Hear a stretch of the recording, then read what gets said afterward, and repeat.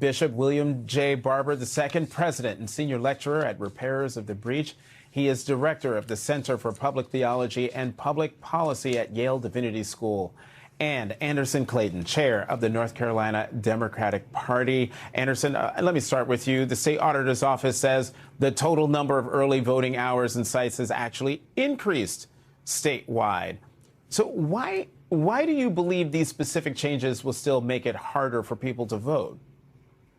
Because Republicans are strategically targeting both student voters and also Black and brown communities across North Carolina to demoralize and disenfranchise voters in these communities that have access right now to these polling locations. And we have seen restricted access, as you just said, Jonathan, from both A&T University this last year, from also Western Carolina University, where we have got students that protested every step of the way possible at the Board of Elections meeting in Jackson County to make sure that they kept that voting site on campus. And we've seen Republicans restrict these voting sites every step of the way in North Carolina because they are afraid of the voters that are going to come out in November against the policies that they've enacted both in Washington, D.C., but also in Raleigh, North Carolina over the last year.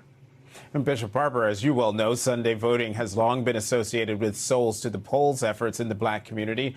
What would reducing Sunday voting mean for the people and churches you work with? Well, what they're trying to do is, as she said, is to suppress, but there's a history here. That's why we're calling for 100 days of mobilization and 1,000 marches to the polls during early voting. We need to march in the states to the polls, not necessarily in D.C. And because North Carolina proves that if you organize and have fair voting, then progressives can win in the South. Now, this what they're doing now is not new. In 2007, we won early day, same day registration, early voting, or North Carolina NAACP and others. 2008, we put 1.5 new voters in the polls. 2008, Obama lost on election day, but won because of early voting and same day registration. Then in 2012, Republicans took over and they went after, the first thing they went after was this early voting and Sunday voting. Then you had Moral Monday and 100,000 people in the street and 1,500 people got arrested. Then Section 5 was gutted by the Supreme Court.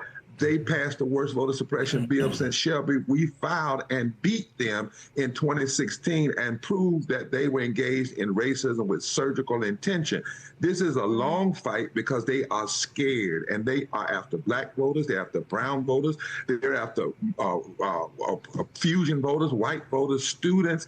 They know that North Carolina has proven that when the vote is fair, they can't win. North Carolina is the only southern state that has sent a voter suppressionist home, Pat McCrory, who was Trump before Trump, and has consistently elected statewide progressives. And they know this. And so, John, what they want to do is not allow people to be able to go from church to the polls on Sundays, not allow students, whether they're at HBCUs, at Western Carolina, because they want to suppress the populations they know that don't go along with their extreme agenda, which is why on the first day of early voting, we're going to have hundreds of marches to the polls down sidewalks and streets, because we've seen this before. We've beat them before. And lastly, Trump only got elected by 183,000 votes when he got elected. 1.2 million poor and low-wage voters didn't vote. They know that they are in trouble if we mobilize and if we vote. I don't know if you can see Anderson, but she's giving you snaps and head nods through your whole answer there. Anderson, Republicans now have significant power over election administration in North Carolina. How can Democrats overcome that?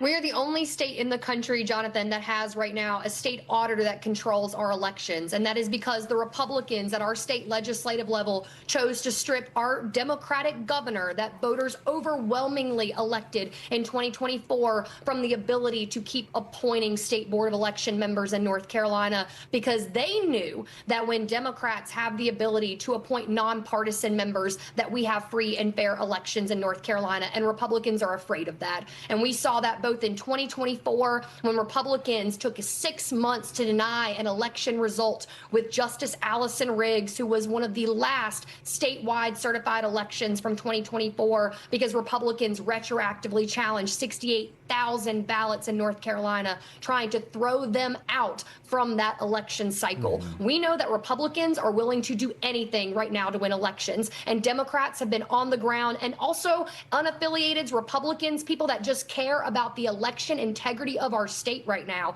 have been out across all 100 counties in North Carolina at Board of Elections meetings, submitting public comments. And if you all want to get involved with voter protection efforts across North Carolina right now, please go to ncdp.org and sign up to volunteer today. We need your time and your talent and the ability to come out and preserve the right to vote for so many people. But I want North Carolinians to hear me clearly tonight when I say we cannot protect any vote that is not cast. So please make sure that everybody is getting out to cast their votes this year, and trust the fact that we have both nonpartisan partners on the ground and also the state party in North Carolina that wants to make sure that every vote is counted that is cast in the state.